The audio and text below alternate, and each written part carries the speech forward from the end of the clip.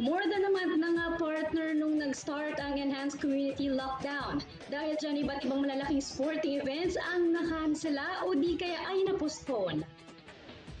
Maliban sa UAAP, NCAA, PBA tournaments, ilang programs din ng Philippine Sports Commission o PSC ang naapektuhan ngayong taon. On top of that, yung mga sporting venues including the newly renovated Rizal Sports Complex ay ginawang temporary medical facility.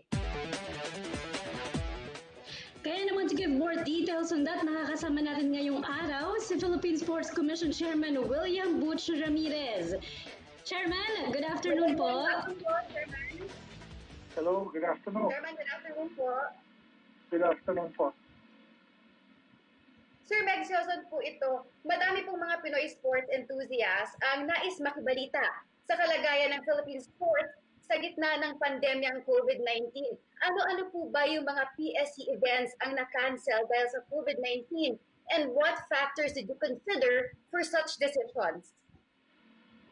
The Philippine Sports Commission have lined up annual activities like the annual Batang Pinoy, which is the Philippine Youth Games, the Philippine National Games. We have indigenous games. We have women's games. We have grassroots sports program throughout the country, like children's games, and so many other activities, including the Olympics, which was canceled in Tokyo, and also the Paragames. So we canceled this one. We decided, the board will be deciding 30 April to cancel all of these activities up to December to prioritize and secure the lives of athletes as our paramount goal for this cancellation. Chairman, what do you think are the possible impacts nitong mga events cancellation sa PSC itself? And what adjustments are you looking into once na matapos na itong COVID-19 pandemic and enhanced community quarantine? First, itong cancellation na ito, malaki talaga ang impact nito sa mga atleta, sa buong sports community dahil first, magkakaproblema yung mga bata, frustrate, karoon ng fear, problema. Ang ginagawa namin, yung medical, scientific department ng PSC, kasama yung mga doctors, sports psychologists, physiotherapists, nagkakaroon ng online program sa counseling ng mga bata para maayos po yung sitwasyon kasi hindi naman sanay siya na ma-lockdown siya 2 buwan. So, at hindi naman kasalanan natin ito dahil hindi naman inaasahan natin na magkakaroon ng virus crisis ngayon. Pangalawa, ano bang mangyayari kung tapos na itong ECQ na ito hanggang May 15? May mga plano po ang PSC kung paano mag-a-adjust ang planning, ang training program ng buong Philippine Sports Commission. Like for example, mag-online po ang mga coaches. We will coordinate with the National Sports Association na mag-online po sila sa mga atleta nila para tuloy-tuloy po yung pagtuturo ng mga coaches sa iba't ibang lugar ng Pilipinas kasi 90% of our 1,000 athletes na elite athletes nasa kanilang mga probinsya po. Sir, since PSC po is in charge of all national athletes, ano-ano po ba ang guidelines na ibinigay natin sa kanila ngayon? Do they stay sa isang PSC facility or are they staying in their own homes? First, may dalawa, i-explain ko po ito. Yung National Sports Associations ay pag-aari ng National Sports Associations na private, privado. Ang role ng gobyerno, yung titirahan nila, dormitory, yung training areas, facilities, yung kanilang pagkain, allowance, yung training, bayad sa mga coaches, at yung foreign exposure, plane tickets, aeroplano at iba pa. So, ito, halos 90% nasa kanilang mga bahay sila, except for yung 10% na na-stranded sa field sports sa Ultra Pasig. Sa palagay ko, yung facility sa Rizal Memorial Sports Complex, mayroong 15 venues. Saka may 5 venues dito sa field sports Pasig. Kasama doon yung Baguio training area. Magiging bukas po yun at magpapatuloy po sila ng training. Tsaka we will be coordinating with the Department of Education and local government units. We will set up partnership na yung mga atleta na sa kanilang mga probinsya makapagpatuloy sa kanilang physical training and mental training through virtual presentation. So yun yung set up po, nakikita namin na hindi naman kailangan pumunta pa ng Manila para umakit sila sa dormitory. Magkakaroon po sila ng kanya-kanyang training. That's why the National Sports Association coaches, nag-uusap po ang PSD, ang POC para magkakaroon po ng comprehensive training program sa sit-up na po ito dahil na hindi na po normal yung dati ginagawa natin noon dahil wala pa namang vaccine na mawawala itong coronavirus na ito. Tama po.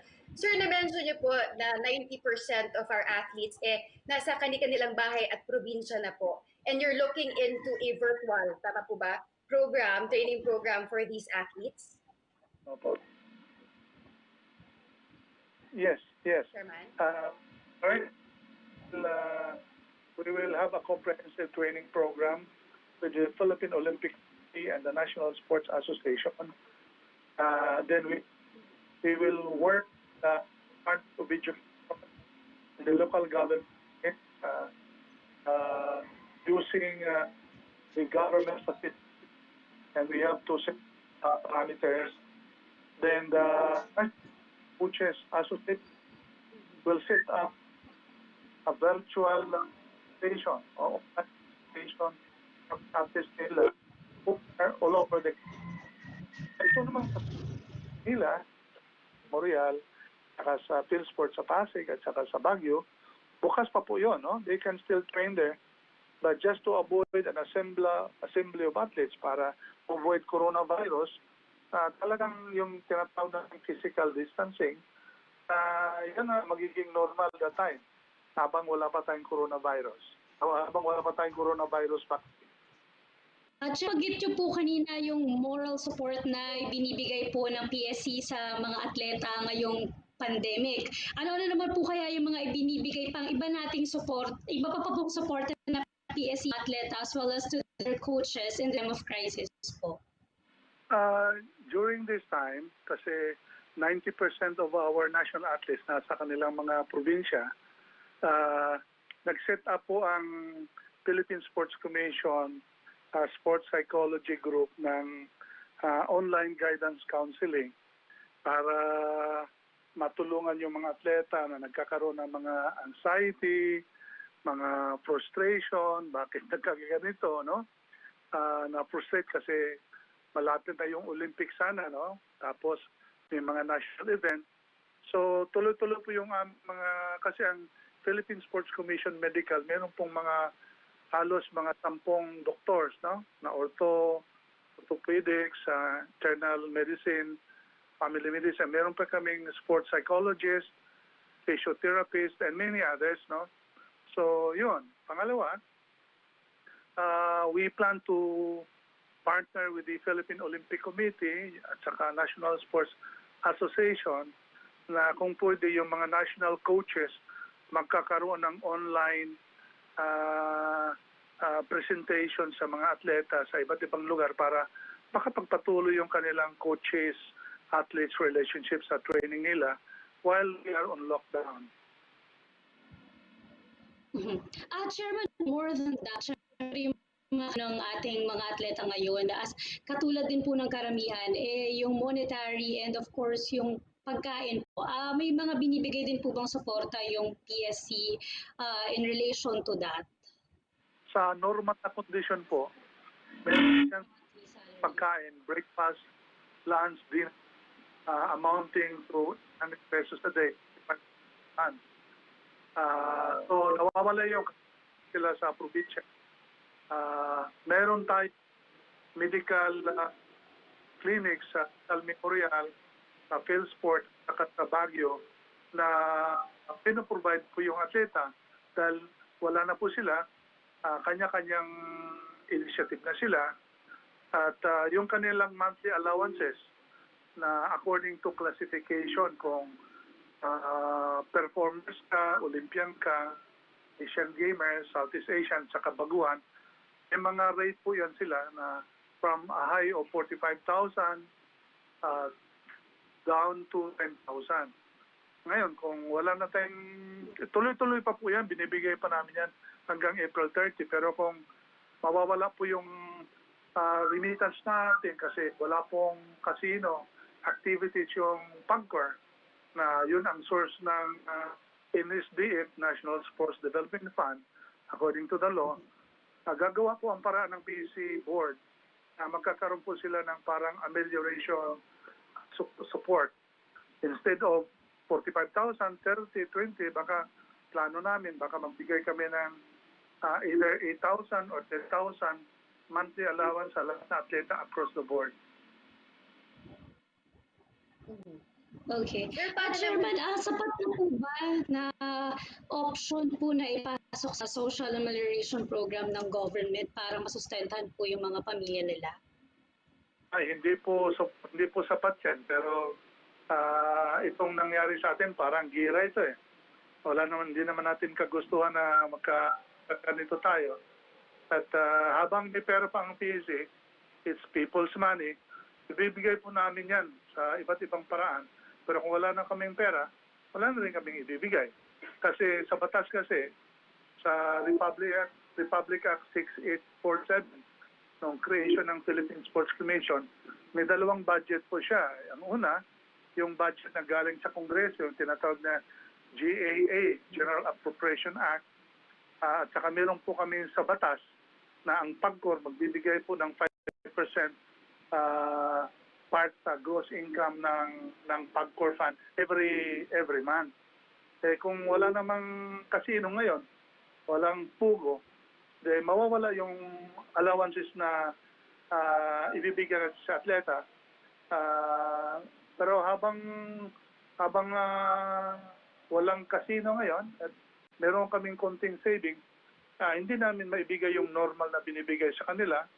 Ang plano ng PEC board na magbibigay kami ng yung parang binibigay ng gobyerno na amelioration fund na magre-rate sa 8,000 to 10,000 monthly across the board sa 1,000 athletes tsaka coaches.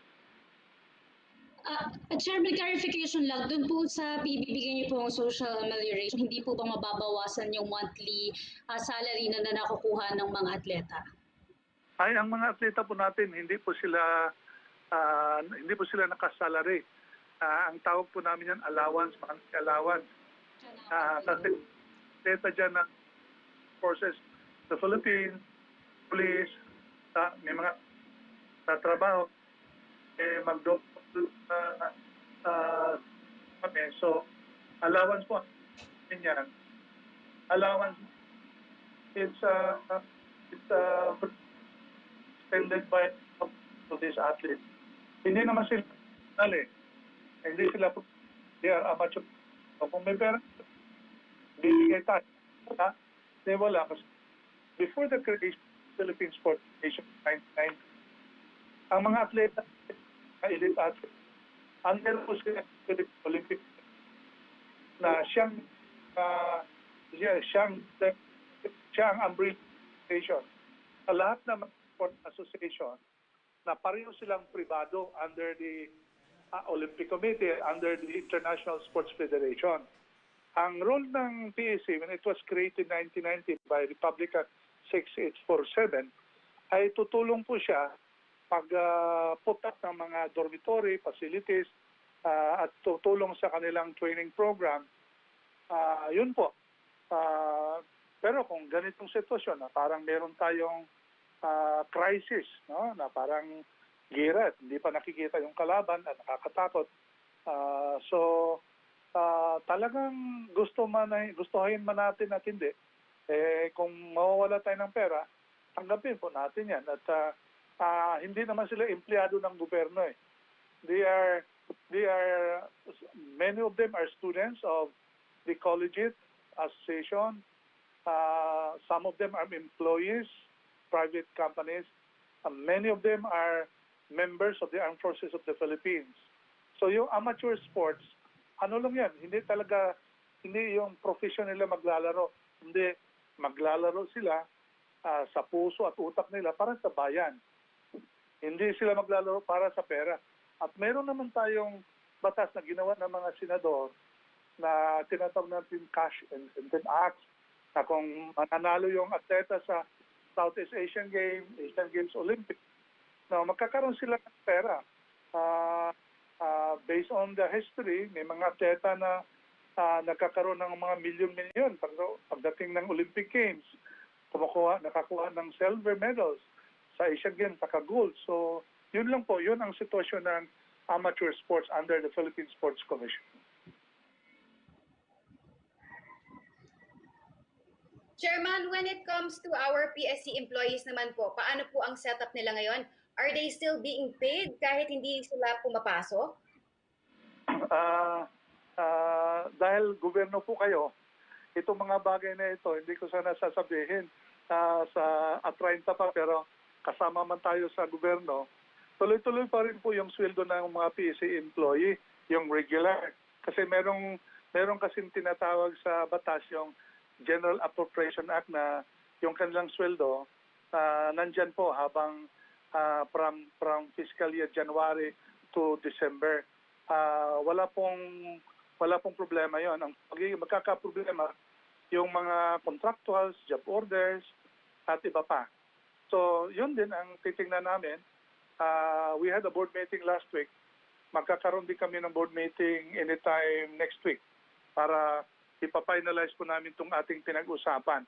So, advance po itong ating informasyon, Meg, Ira.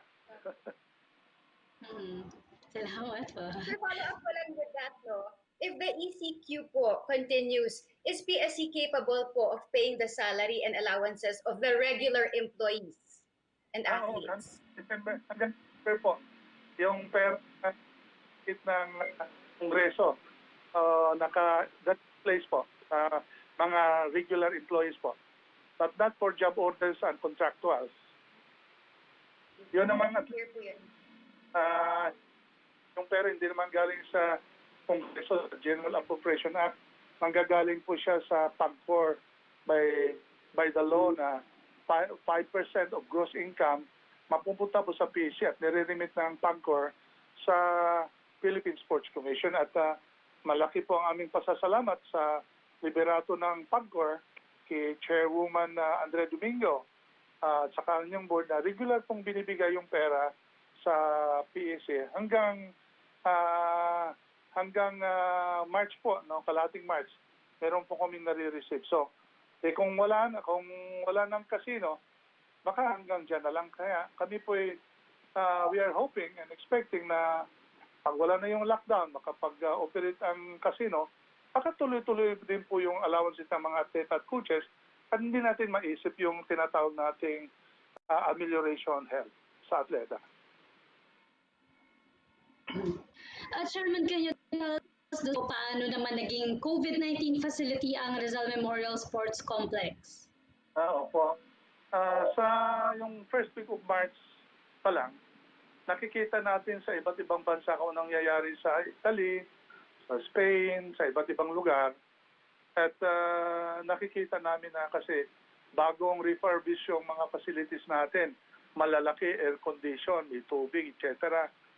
So, nung nag-start na yung crisis, second week, no, bago pa nag-lockdown po ang presidente, nakapag-lockdown na kami.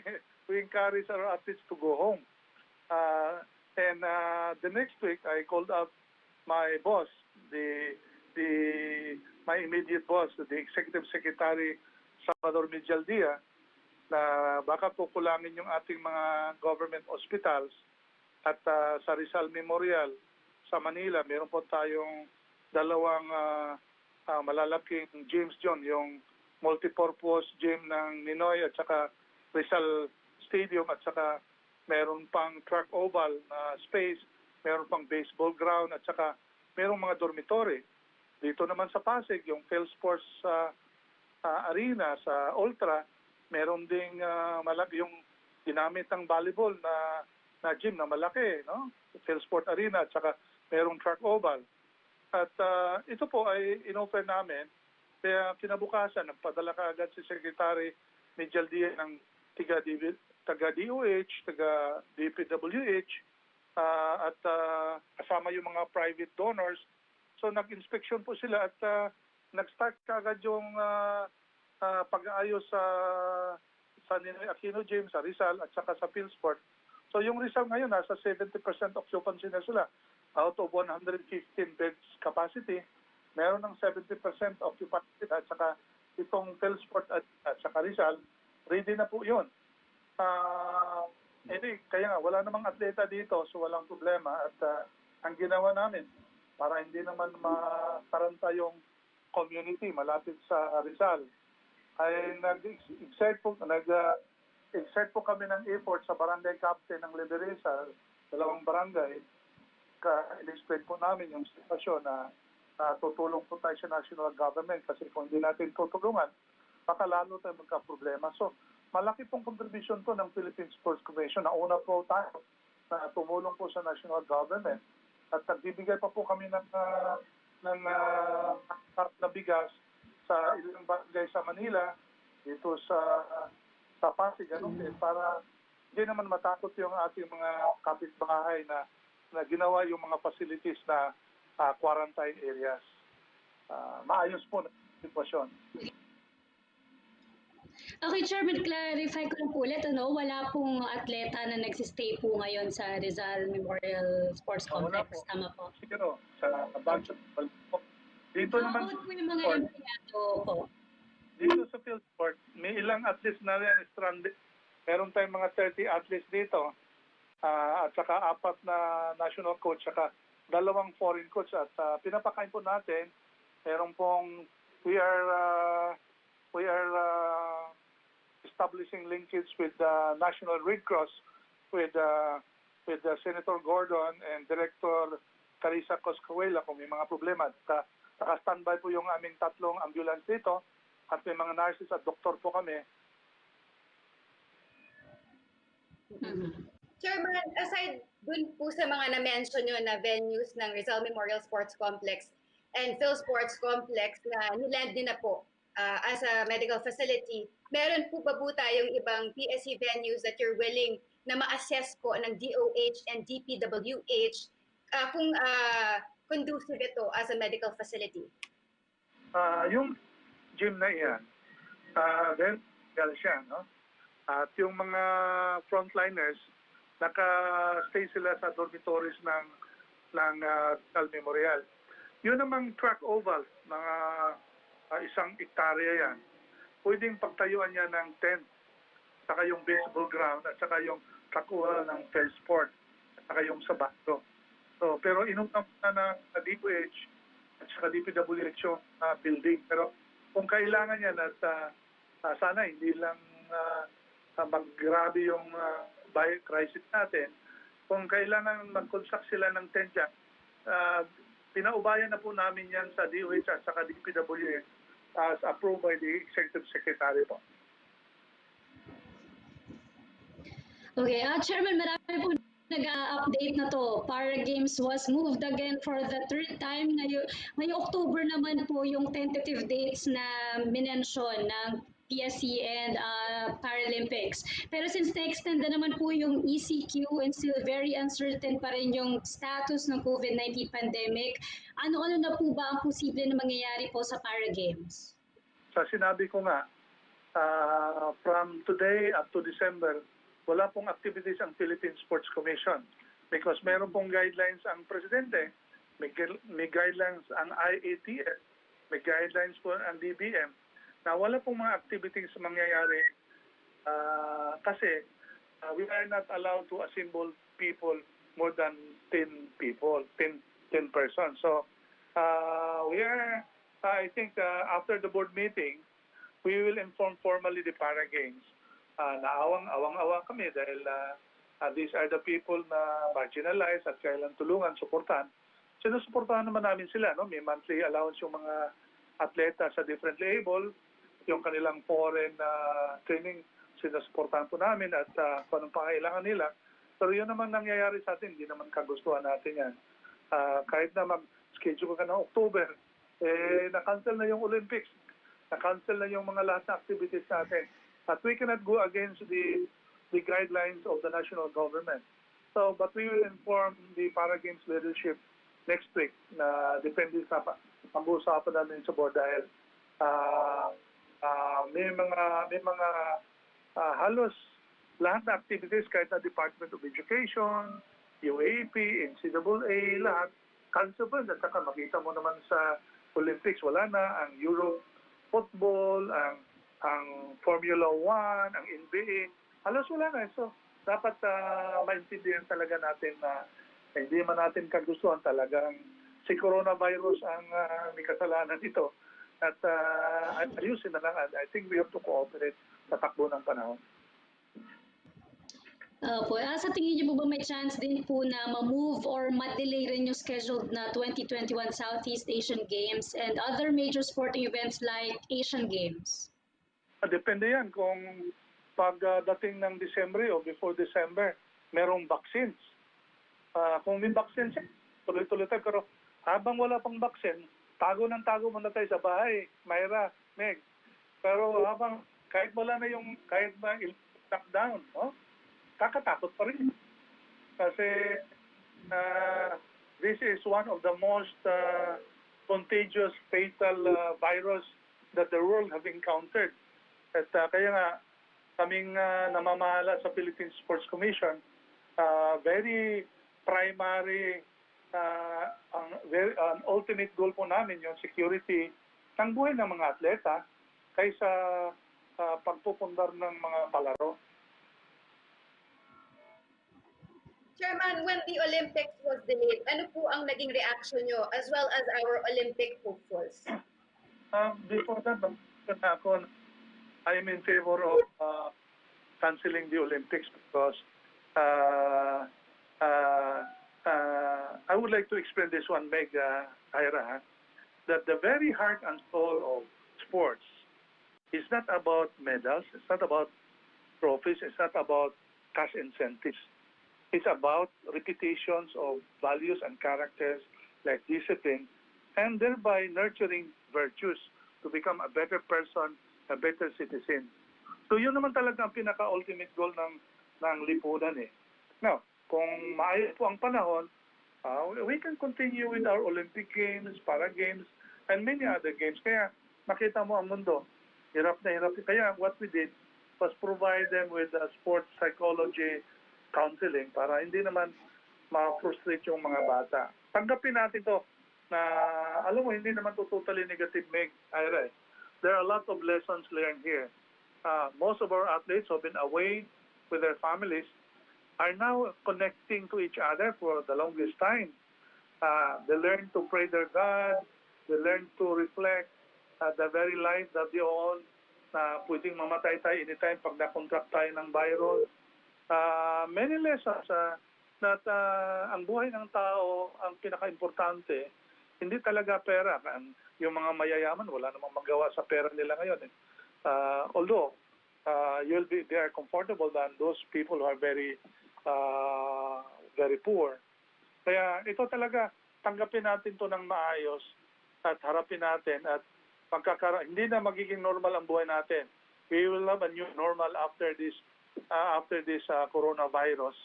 And I just hope that by December, we will have vaccines para maging normal yung buhay natin. Kasi habang wala pa ang vaccine, ay wala, tuloy-tuloy, mawawala man yung ECQ natin, takot pa rin tayo sa virus.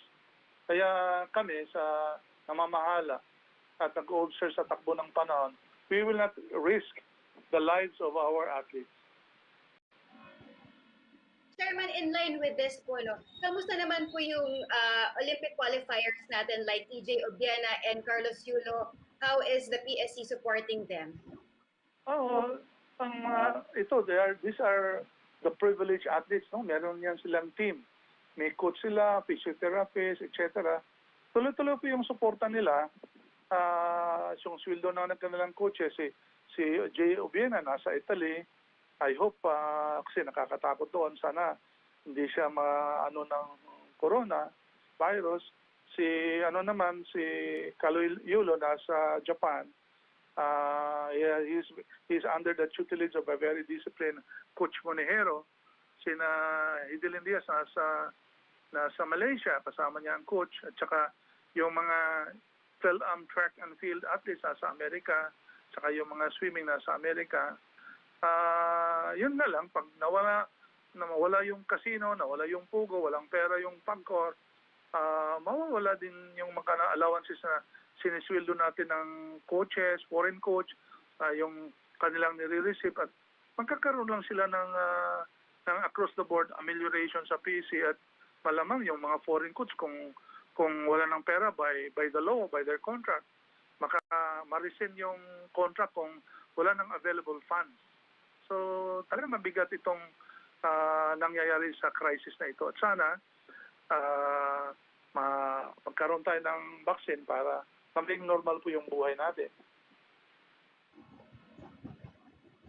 Chairman, as a closing remark, may mensahe po ba kayo sa ating mga national athletes and coaches? Sa mga mahal nating mga atleta at mga coaches, hindi po natin kagustuhan itong nangyayari sa coronavirus. Ang buong mundo hirap na hirap paano isolve. Katulad ng Amerika, 50 milyong patay nila. Sa Europe, may mga 30, 20 na patay.